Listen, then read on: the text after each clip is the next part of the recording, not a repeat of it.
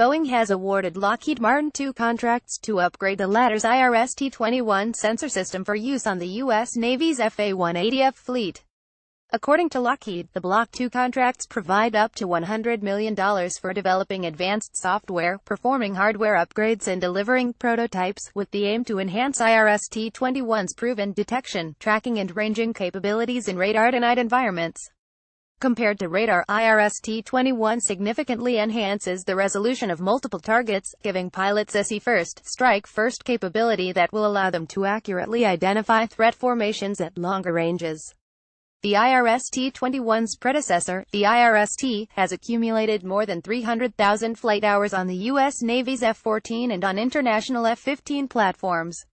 Sometime in November, but possibly November 15th, will see Spacex launch a classified government payload, according to regulatory filings.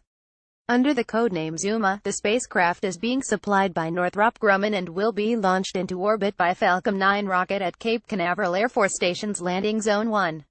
While further information on the mission may never come to light, similarly classified launches of satellites built by Lockheed Martin for undisclosed customers were launched by United Launch Alliance in 2009 and 2014. It was later revealed in documents leaked by Edward Snowden that at least one of the Lockheed satellites, called Palladium at Night, PAN, was used to intercept data for intelligence and military operations over the Middle East. Middle East Africa. Textron Systems Marine and Land Systems received Wednesday a $332.90 U.S. Army order for up to 255 Mobile Strike Force vehicles MSFV. Based out of New Orleans, Louisiana, the firm will allocate work locations and funding depending on each order, with a scheduled completion date scheduled for October 2024.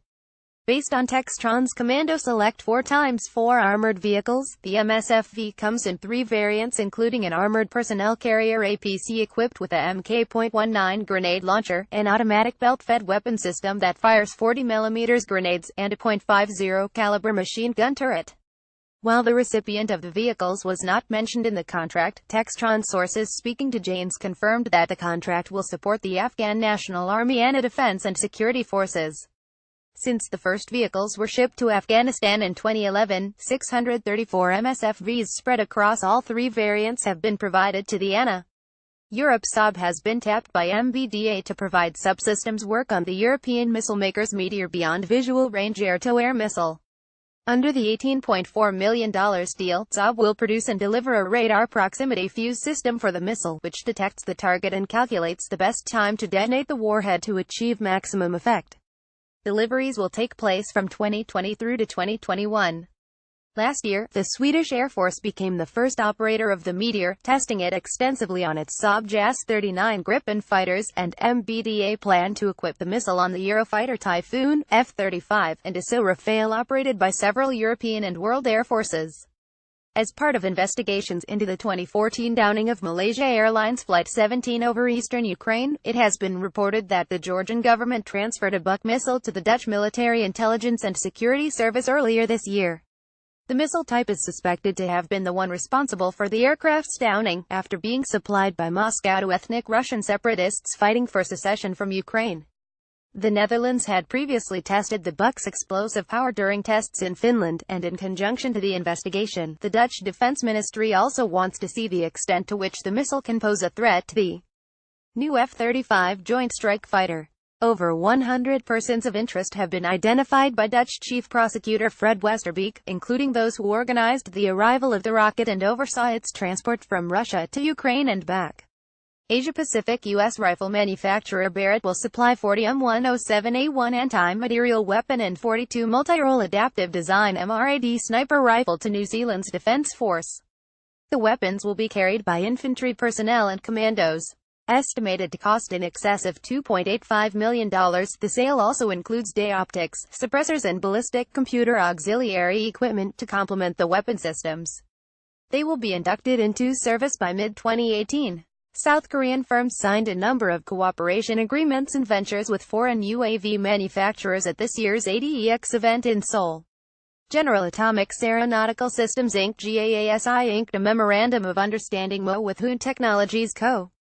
Limited that will see them look to identify common areas of technology, manufacturing, and strategic interests, paving the way for Hoon to become a key in-country strategic supplier for GAASI in Korea.